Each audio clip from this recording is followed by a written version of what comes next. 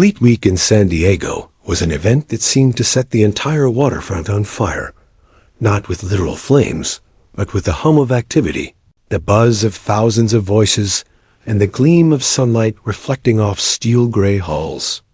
Navy ships lined the marina like silent guardians, their flags snapping sharply in the late morning breeze. Vendors sold hot pretzels, ice cream, and miniature American flags, while kids darted between the legs of adults, sticky fingers clutching. Plastic souvenir submarines, sailors in crisp whites and Marines in pressed dress blues moved through the crowd, shaking hands, smiling for photos, and exchanging good-natured jokes. The air smelled of salt water, mixed with fried food, sunscreen, and a faint tongue of jet fuel from the flyovers that had rattled windows all morning. It was the kind of day designed for celebration. And yet, in the middle of all the laughter and pageantry, one figure didn't seem to belong.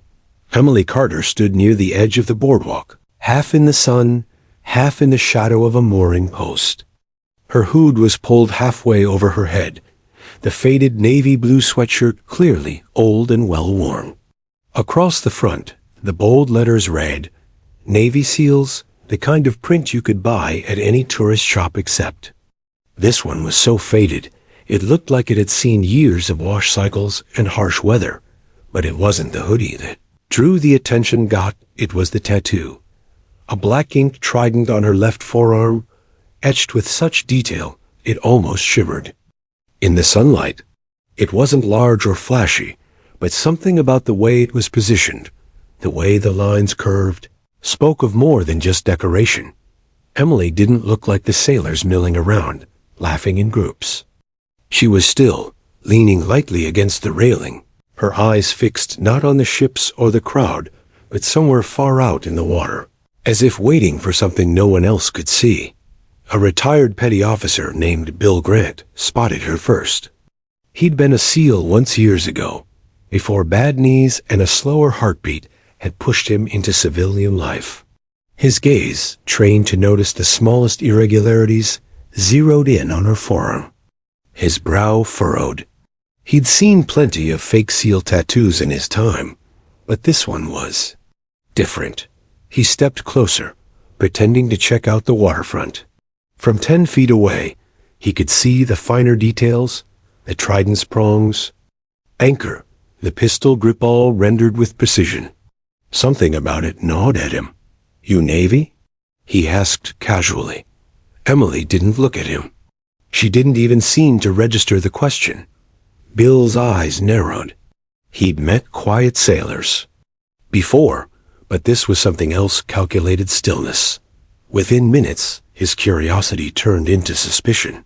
He approached one of the uniformed military police patrolling the marina, a young corporal who looked too eager for something to break up the monotony of crowd control. Bill pointed toward Emily, explaining his concern in low, clipped words. MPS didn't waste time. 2 of them approached Emily from opposite angles, their boots clicking on the wooden planks of the pier. "Ma'am," the taller one said, his tone sharp but not aggressive. "Can we speak with you for a moment?" Emily finally moved, turning her head just enough to meet his eyes. There was no surprise in her expression, no confusion, just a calm acknowledgement, like she'd been expecting this. "We've had a report," the second MP began, "that you may be impersonating military personnel." A small crowd began to form, drawn in by the sight of uniforms and official voices. Emily said nothing. The taller MP gestured toward her forearm. "That tattoo, where'd you get it?" No answer. He repeated the question, slower this time, as if she might have trouble understanding. Still, Emily's gaze drifted past him to the line of ships, her expression unreadable. "You got ID?" The second MP. Without a word, Emily reached into the pocket of her hoodie and handed over a worn leather wallet. Inside was a California driver's license with the name Emily Carter and a photo that matched her face exactly. No military ID, no veteran's card. The MPs exchanged a look. "Ma'am, We're going to have to ask you to come with us." The taller one said. The murmur in the crowd grew louder. Someone muttered about stolen valor, another about disgrace. A young boy tugged at his father's sleeve, asking what was happening. A few people pulled out phones to record. Emily didn't argue. She didn't resist as the cuffs clicked around her wrists. Her eyes flicked once more toward the water before she turned and allowed the MPs to guide her toward the waiting vehicle parked just beyond the pier. Bill Grant watched, arms crossed, feeling both justified and uneasy. Something about her composure didn't sit right with him. In his experience, imposters usually protested loudly, tripping over their own lies. This woman, though, she looked like someone who'd already measured the consequences and accepted them. The MPs opened the vehicle door, guiding her inside. From somewhere behind the crowd, a woman's voice called out, "She doesn't look scared." Bill glanced back toward the marina. The ship sat silent in the late afternoon sun, flags snapping, the water glinting like shards of glass. Somewhere far away, a jet roared overhead, momentarily drowning out the sound of the cuffs and the shuffle of boots. And in that brief moment, though no one realized it, the wheels of a much bigger story had just been set in motion, one that would pull in people far above anyone's pay grade on that pier. The base office was small, windowless, and humming faintly with the sound of fluorescent lights. The air smelled of stale coffee and that faint, metallic tang of old air conditioning units. A heavy table dominated the center, its surface scarred by years of elbows, pens, and coffee mugs. On one side sat Emily Carter, wrists cuffed in front of her, her hoodie rumpled from the long walk from the marina. On the other side sat Chief Petty Officer Miller, a man built like a filing cabinet, broad-shouldered, with graying hair cut to regulation length. Her wallet lay open on the table, its contents spread out like a tiny biography. Driver's license, a couple of grocery store reward cards, $48 in mixed bills. No military ID, no veterans paperwork. Miller leaned forward, resting thick forearms on the table. Emily Carter, age 33, no record of military service. "You want to tell me why you're wearing a SEAL hoodie and sporting a trident?" "Tattoo?" Emily didn't answer. Her gaze stayed fixed on the far corner of the room, as though she could see through the cinder-block walls to somewhere far beyond. "This isn't a joke," Miller said, his tone sharpening. "Stolen valor is a federal offense. You've been reported. We can take this as far as it needs to go." Still nothing. Miller tapped a finger against the table. "That tattoo." He gestured toward her forearm. "Do you know what it means? It's not decoration. You have to earn it, and the people who earn it, they don't sit there like you are right now, pretending they don't hear me." Emily finally turned her eyes toward him, slow and deliberate. They were steady, unblinking, and somehow colder than the room's air conditioning.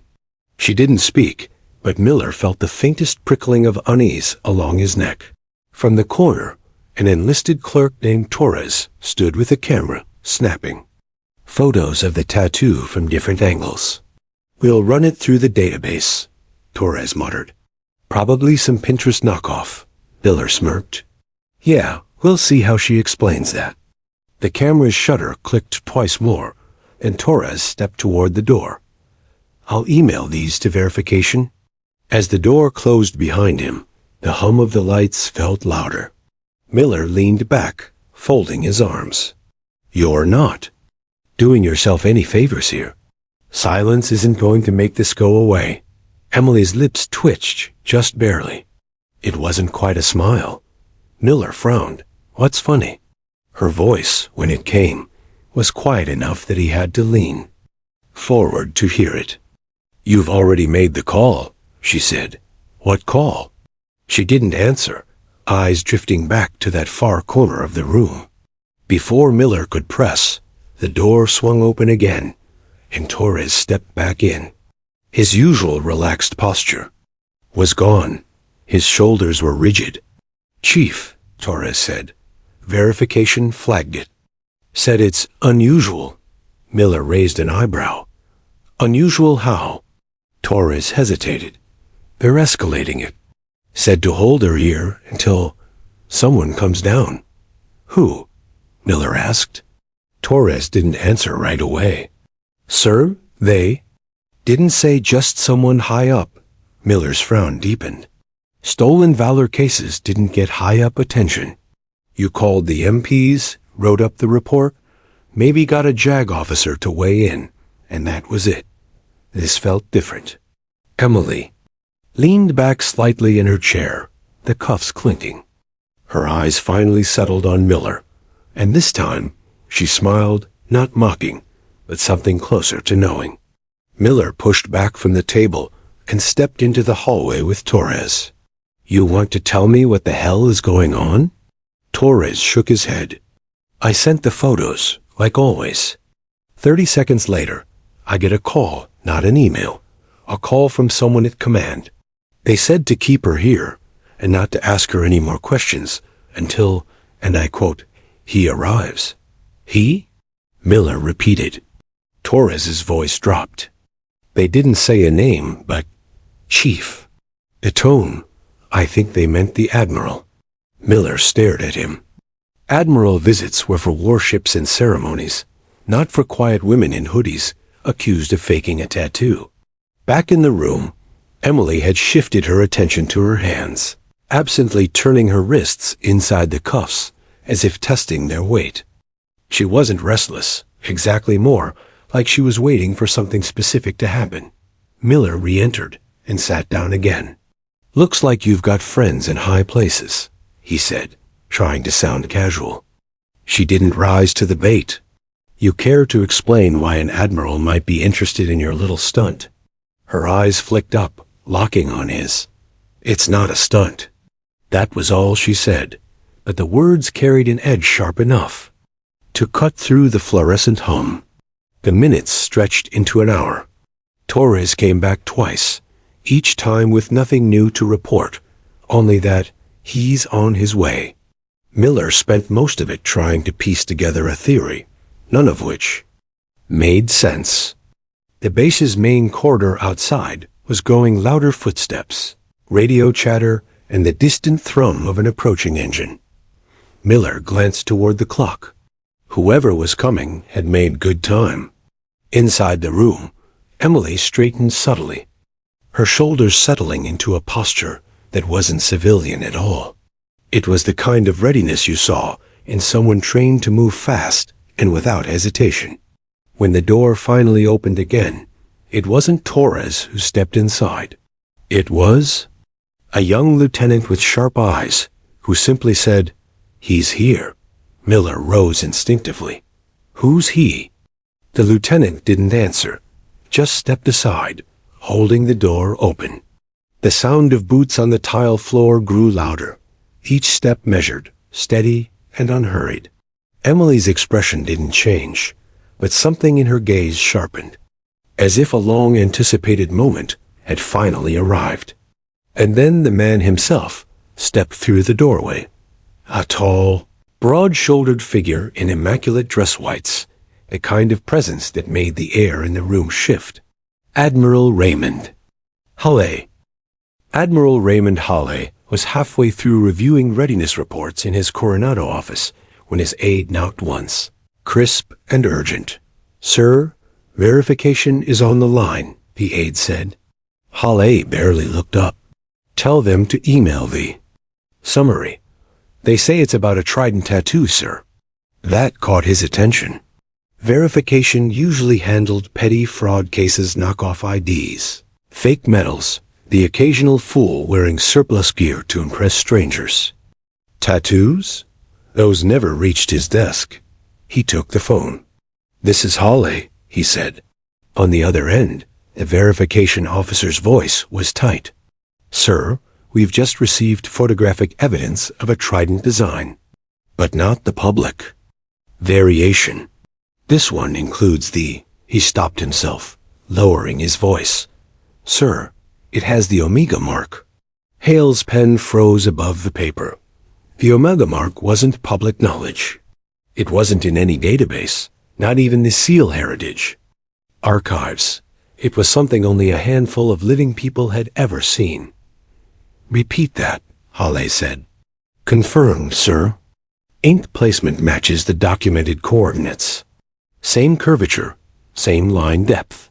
Whoever has this tattoo didn't get it from a photo. Hale's mind turned over the possibilities. That marking had been awarded only to members of Nightklasse. Black unit so far off the books that even many admirals had no idea it existed. Officially, it had never operated. Unofficially, it had executed missions in places so deep behind enemy lines they could barely be acknowledged even within the community. And when the unit was dissolved after a disastrous op, every trace of its existence had been buried. Every trace except that tattoo. How old's the ink? Hale asked. 5 to 7 years, judging from fade, the voice said. Sir, the person in question is currently detained on suspicion of stolen valor at the San Diego base. MP's cuffed her at the marina. Her? Hale said sharply. Yes, sir. Female. Civilian name. Emily Carter. That name landed in his mind like a ghost he hadn't seen in years. He leaned back in his chair, staring at the ceiling for half a heartbeat before making his decision. Secure her, he said. No questions, no processing, no photographs. Beyond what you've already taken. I'm coming there myself. Yes, sir. Should we? Hale cut him off. No one else talks to her until I arrive. No exceptions. And Lieutenant, if anyone tries to override that order, you call me directly. Understood? Understood, Admiral. The line went dead. Hale stood, buttoning his jacket. His aide looked at him with open curiosity. Sir? Get the car, Hale said simply. Within minutes, his convoy was gliding across the Coronado Bridge, the Admiral staring out at the expanse of San Diego Bay. Ships rocked gently at anchor, sunlight glinting off their hulls. To anyone else, it was a perfect postcard afternoon. But Hale's thoughts weren't on the water. He remembered Emily Carter not in perfect detail, but in flashes. Somalia. A chaotic night operation in Mogadishu's outskirts. Gunfire snapping. Over rooftops. A team moving through narrow alleys with the precision of a ghost unit. And Emily half her size compared to some of the operators moving like she'd been born in those shadows. That mission had gone sideways. 2 men lost. Extraction delayed by hours. By the time they'd reached the safe zone, the unit's future had already been decided by people in offices far away from the gunfire. Nightklasse had been scattered to the wind. Identities scrubbed, files locked so tightly, even Hale had trouble accessing them. He'd been briefed never to contact any former members unless absolutely necessary. Apparently, today qualified. The convoy rolled through the base gates without slowing. Hale's arrival drew attention. Admirals didn't just show up unannounced, especially not at a small detachment office. Inside, Chief Miller stood by the door of the interrogation room, posture stiff. Torres hovered nearby, trying to look busy, but clearly listening for whatever was about to happen. She's inside? Hale asked. Yes, sir, Miller said. We were just good. Don't finish that sentence. Hale brushed past him. He stepped into the room, and for a moment, it was silent except for the low hum of the overhead lights. Emily sat exactly as described, cuffs in front of her, hoodie loose on her frame, eyes cool and steady.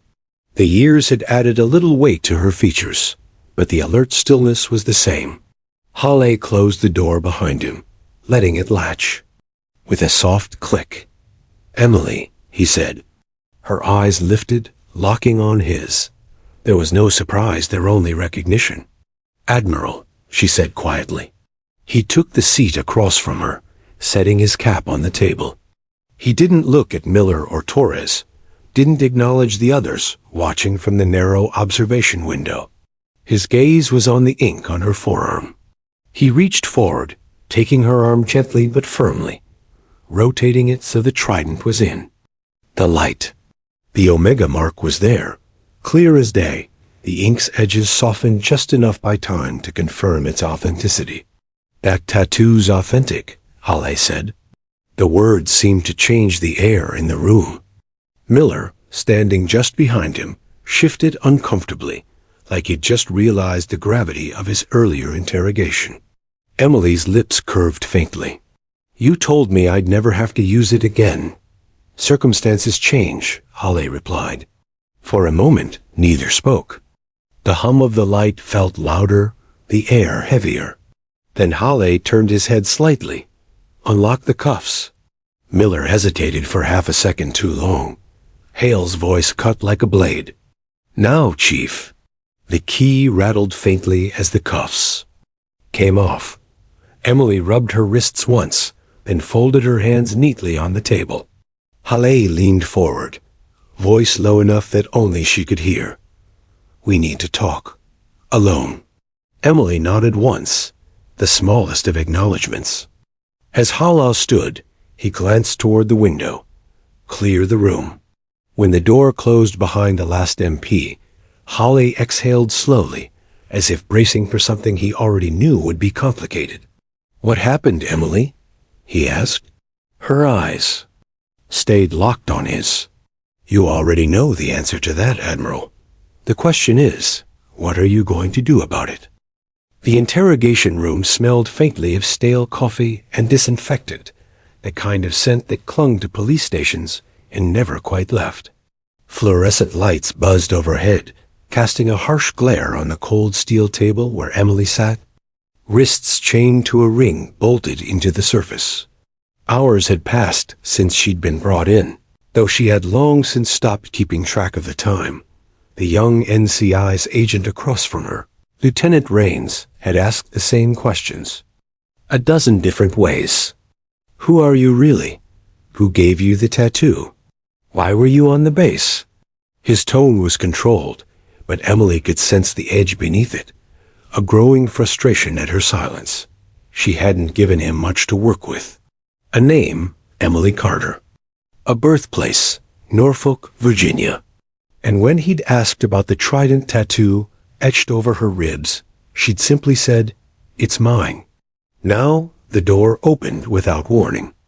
Rains straightened in his chair, his eyes darting toward the figure who stepped inside. It was an older man, tall, broad-shouldered, his uniform crisp, every ribbon and medal perfectly aligned.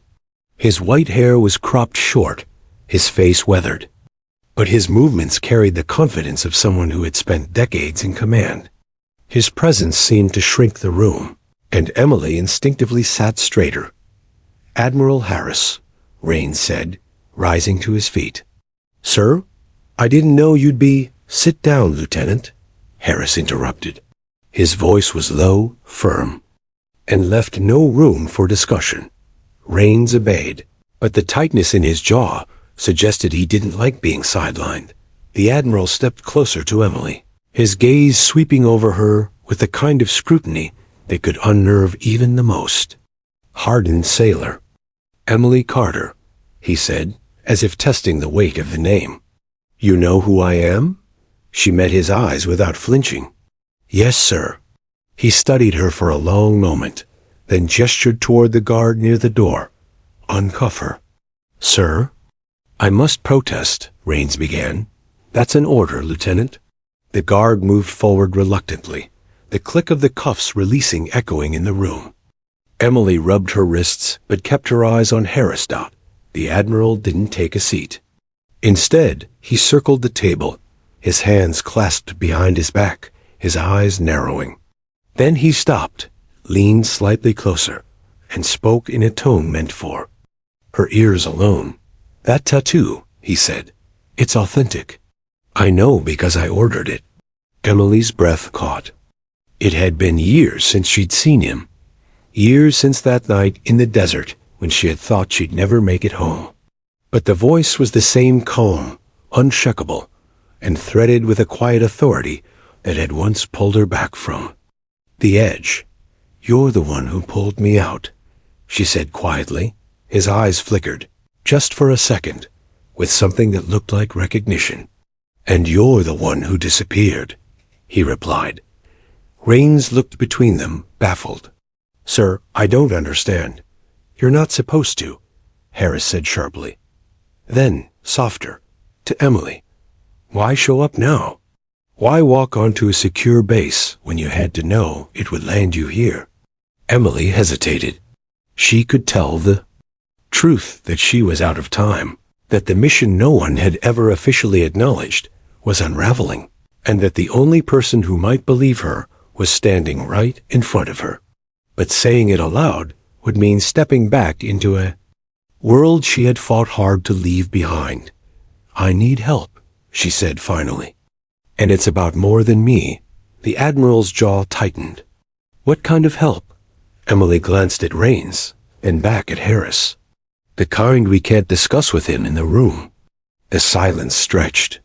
Harris studied her like a man, weighing not just the truth of her words, but the cost of believing them.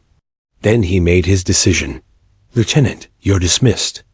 Rains opened his mouth to object, but thought better of it under the Admiral's glare. He gathered his papers, shot Emily a final, suspicious look, and left the room.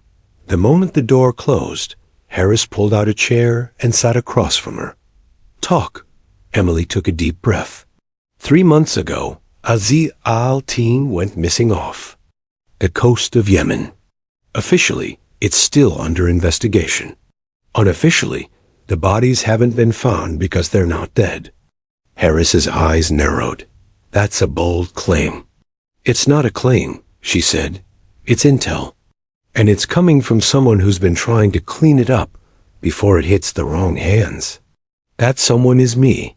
Harris leaned back slightly, his expression unreadable. "Why bring it to me?" "Because you're the only one who won't dismiss me as a fraud." She paused, then added, "And because you know exactly what I used to be." He didn't deny it.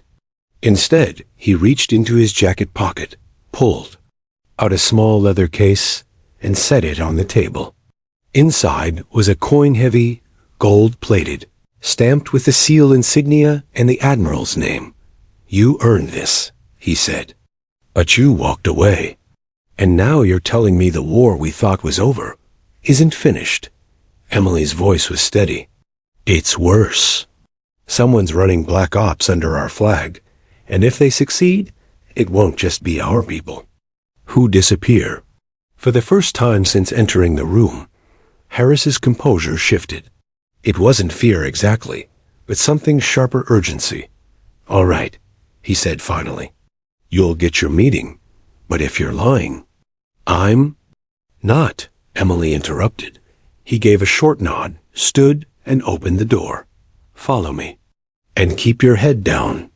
If you're right, there are people in this building who will want you dead before you leave it." Emily rose, her heart pounding. She'd come here for this moment, but she knew it was only the first step. Whatever came next would be far more dangerous than an interrogation room. As she followed Harris down the corridor, she caught sight of Rains watching from a distance, his expression tight. He didn't trust her, and that made him a liability.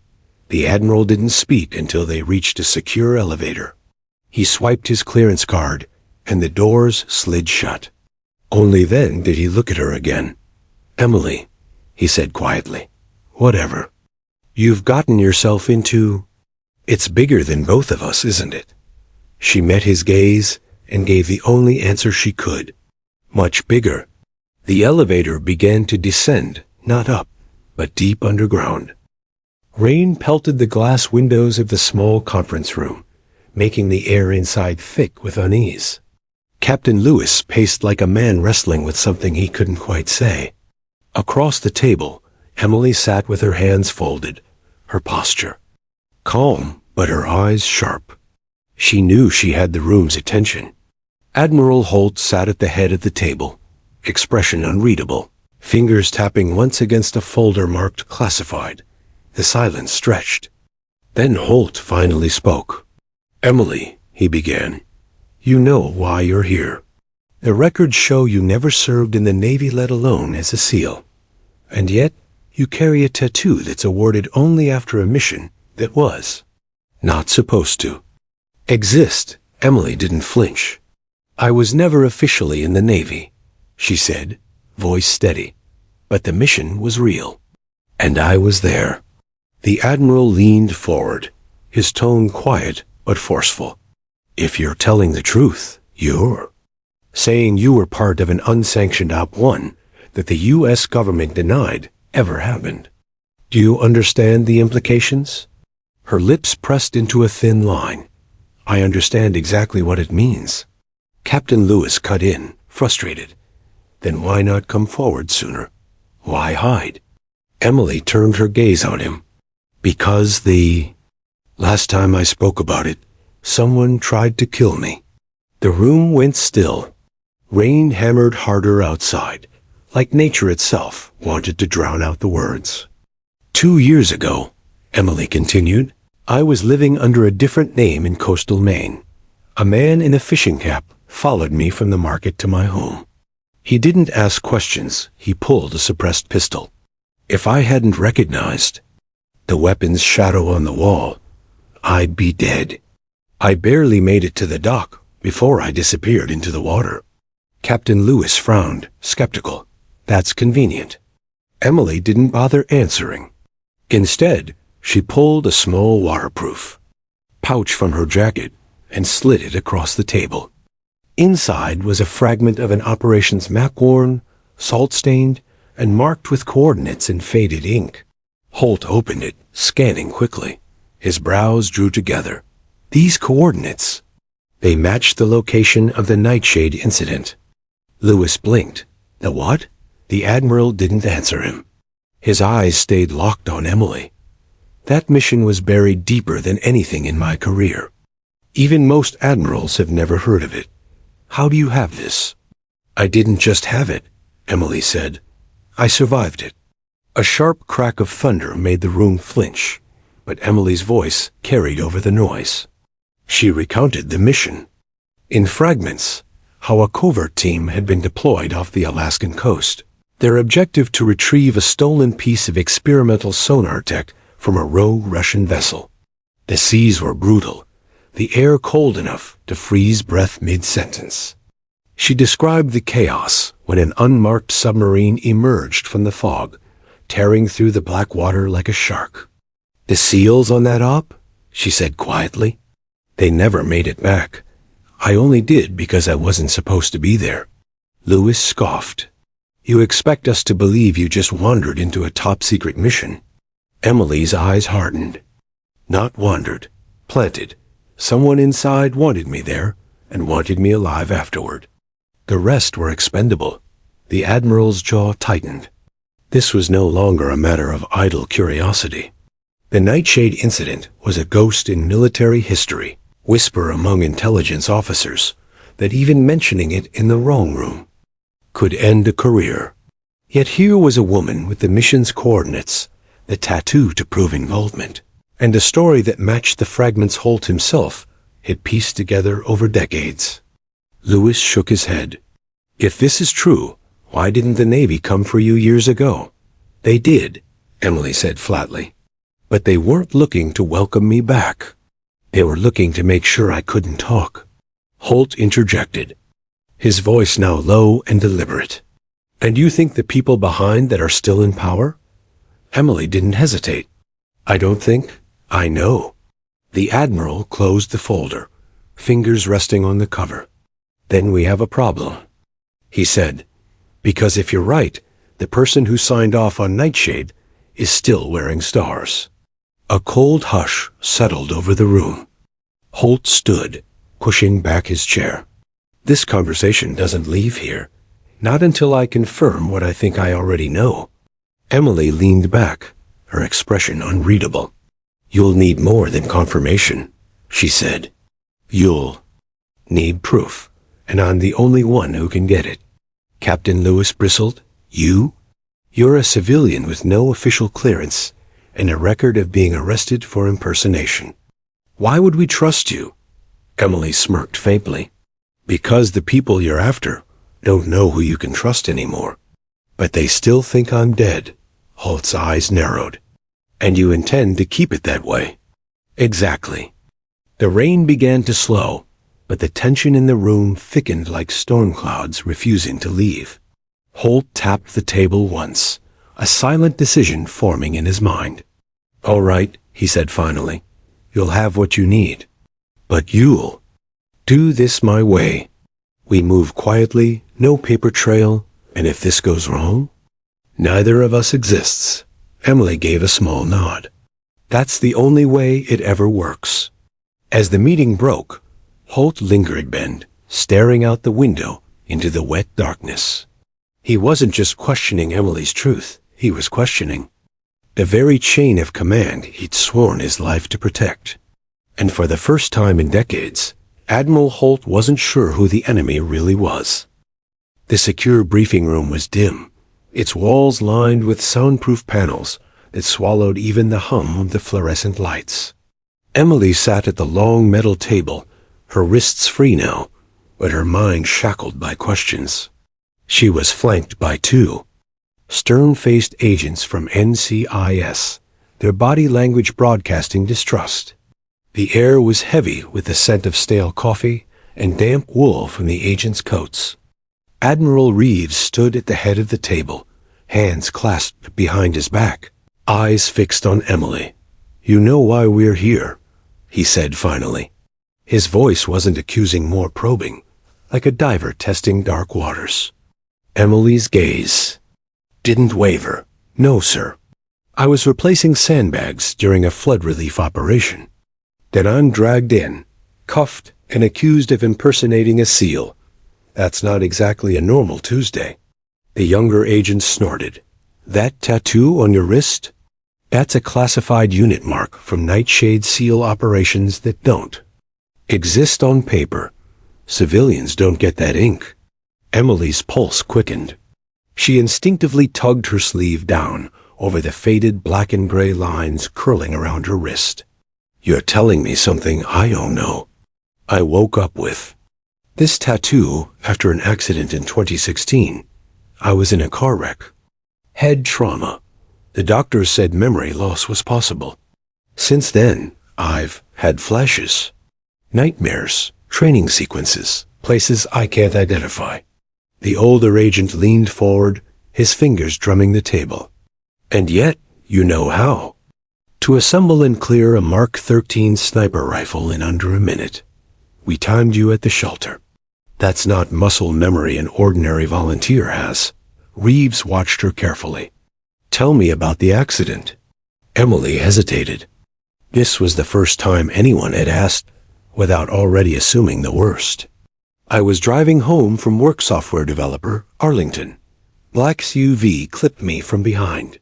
I spun out on I-95, woke up in the hospital. They told me my wallet and phone were stolen at the scene. She paused, staring into her coffee cup. A week later, I started recognizing faces in crowds.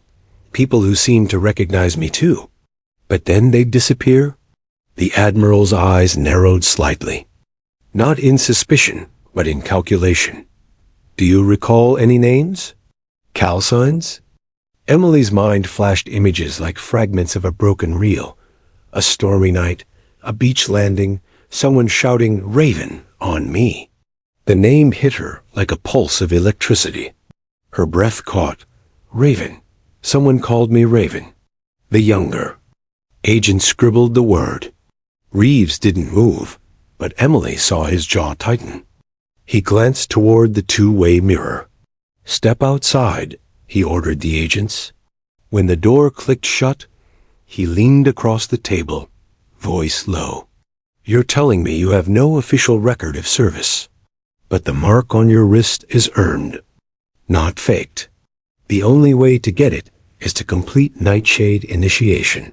And the only way you complete that is if you survive the kind of operations they don't even brief the president on without clearance.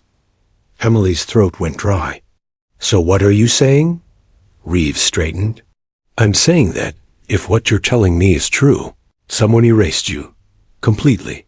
Service record, medals, mission logs, all gone. Which means either you were compromised, or you're still in play, and you don't even know it. The room felt smaller now, the walls pressing in. Still in play? Admiral, I design apps and write code for a living. I don't underestimate what muscle memory tells us. Reeves cut in. We've seen this before. Operators wiped clean, reinserted into civilian life until they're needed. Emily's chest tightened. If that's true, who's pulling the strings? Reeves didn't answer right away. Instead, he opened a folder and slid a photograph toward her. It showed a group of masked operatives in black wetsuits, standing on a rain-slicked deck. One figure, shorter than the rest, had a distinctive wrist tattoo peeking from beneath their glove. The same design as hers. Her fingers trembled as she touched the photo. That's me. The Admiral's tone softened. And this was taken in the Strait of Malacca, 2015. A hostage extraction that never made the news. The lead operative's call sign was Raven. Emily's head swam. The memories were no longer fragments. They surged forward, the roar of a roar. Helicopter blades, salt spray in her eyes, the weight of a suppressed rifle. A voice in her earpiece. Raven, clear the corridor. She pressed her palms to her temples. I remember. But if I was Raven, why don't I have my life back? Reeves exhaled. Because someone wanted Raven dead on paper, at least. Which means whoever erased you might try to finish the job. The words landed heavy. So what now? The Admiral's eyes locked on hers. Now, Emily, we find out who did this. And we find out why you've suddenly been placed back in their path. The door opened without a knock. The older NCIS agent stepped in, face pale. Sir, we have a situation. The shelter where we picked her up? It's been hit. Windows blown out, files missing. And we found this. He placed a small black coin on the table. On one side, the engraving of a nightshade flower. On the other, the number 13. Reeves' expression darkened. They know she's awake. Emily stared at the coin, a chill crawling up her spine. She didn't fully understand what was coming, but instinct told her one thing. The flood, the arrest, none of it had been random. The game had started long before she knew she was a player. The courtroom smelled faintly of old paper and coffee. Lexi sat at the defense table, her posture straight, jaw set as the murmur of voices in the gallery swelled. The media had swarmed the trial from day one, but today was different. Today, her lawyer would unveil what they'd been holding back, the true identity of the man who had ordered the mission in Yemen, the one the Navy now swore never happened. Her attorney, Michael Crane, leaned over. When I call the next witness, do not react, let me handle it. She nodded once, but her heart thudded so hard it felt audible. Across the room, the Navy's lead prosecutor adjusted his tie, already wearing the smug look of someone certain of victory. To him, Lexi was a fraud, a con artist who had stolen valor and deceived the public. To Lexi, he was a bureaucrat paid to erase people like her. The bailiff's voice rang out. All rise. Judge Karen Whitmore entered, her sharp gaze sweeping the room. She'd been hard to read throughout the trial, but Lexi had noticed one thing: Whitmore respected courage. Even if she didn't show it. The judge took her seat, and the proceedings began. Michael rose slowly. Your Honor, the defense calls Admiral Jonathan Beckett to the stand. The gallery erupted into whispers.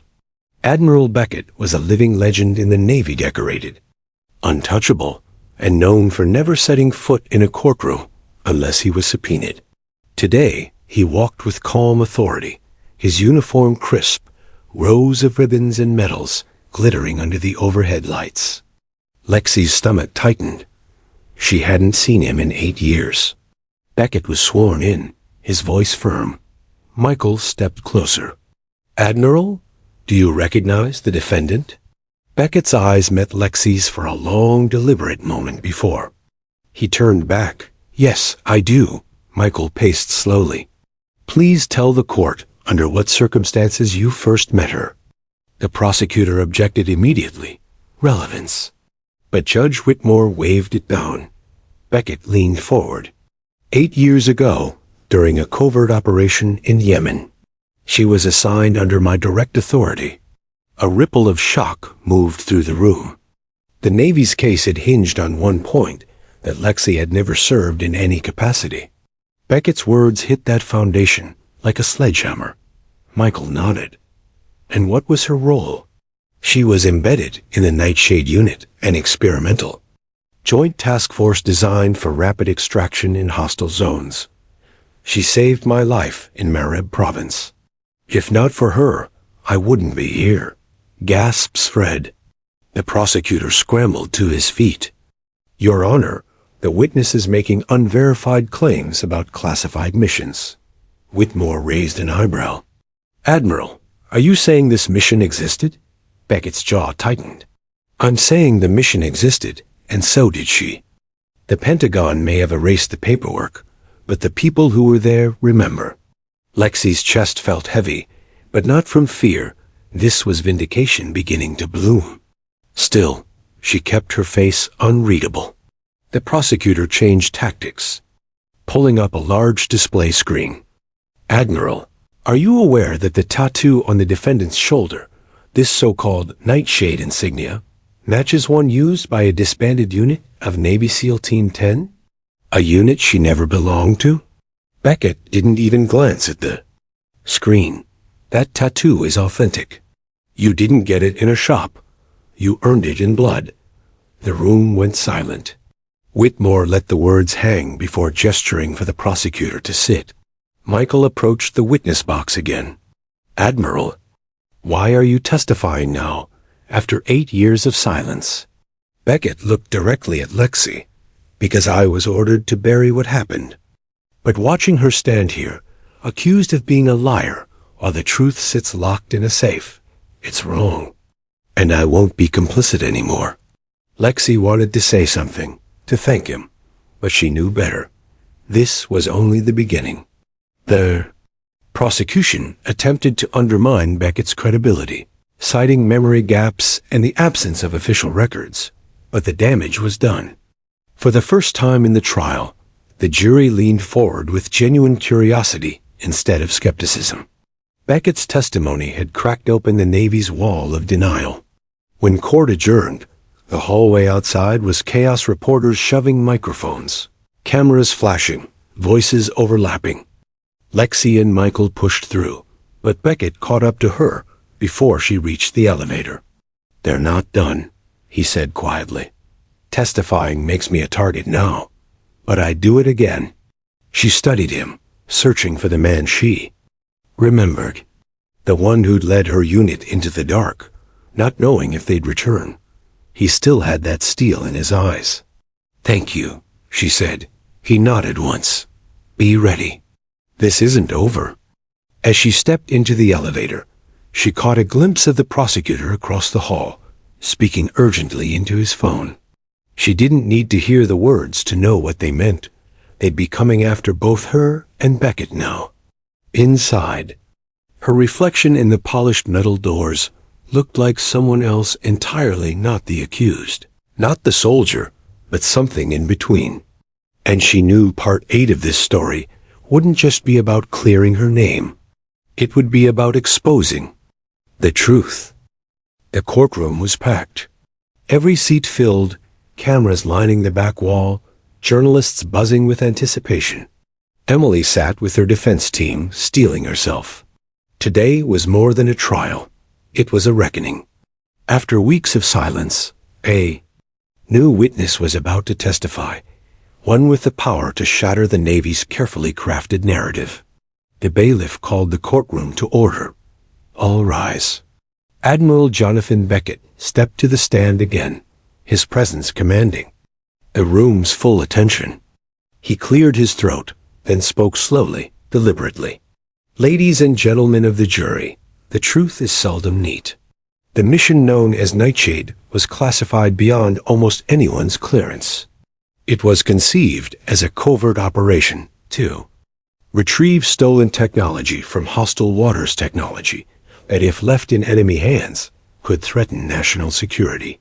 He paused, letting the weight of his words sink in. I was the commanding officer in charge. Emily Carter, known to us as Raven, was the team's point sniper and a skilled operator. Despite what official records say, the prosecution shifted uncomfortably. After the mission went sideways, the government chose to erase it from public record. Not because it never happened, but to protect the identities and lives of those involved. Emily's eyes remained fixed on Beckett. He was speaking for the truth that had been buried so deeply. The prosecutor attempted to discredit Beckett, questioning his motives and the lack of documentation. But the jury had already sensed the cracks in the official story. Next, a classified video was shown, grainy footage from a drone feed showing the Nightshade team in action, their movements precise and deadly. One frame lingered on a figure with a trident tattoo, unmistakably Emily. Gasps echoed through the courtroom. Emily's lawyer stood. Your Honor, we submit this as proof of Ms. Carter's service and the wrongful accusations against her. Judge Whitmore nodded gravely. The evidence will be accepted. The trial culminated in a stunning confession from a high-ranking Navy official who admitted to authorizing the cover-up and ordering the erasure of records to protect the program's secrecy. The official claimed it was done to safeguard national interests, but acknowledged the cost to those like Emily. The jury deliberated for hours. When they returned, their verdict was unanimous, not guilty. The courtroom erupted in whispers and relieved smiles. Outside, reporters swarmed Emily, but she held up a hand. This isn't just my victory, she said. It's for every silent soldier who served in the shadows and was forgotten. We deserve to be seen. Admiral Beckett stood beside her, proud but solemn. The fight for truth is never easy, but it's worth it. As Emily stepped into the sunlight, the tattoo on her wrist felt less like a secret and more like a badge of honor, a symbol of resilience, sacrifice, and finally, recognition. The journey had been long and fraught, but at last, the truth was free.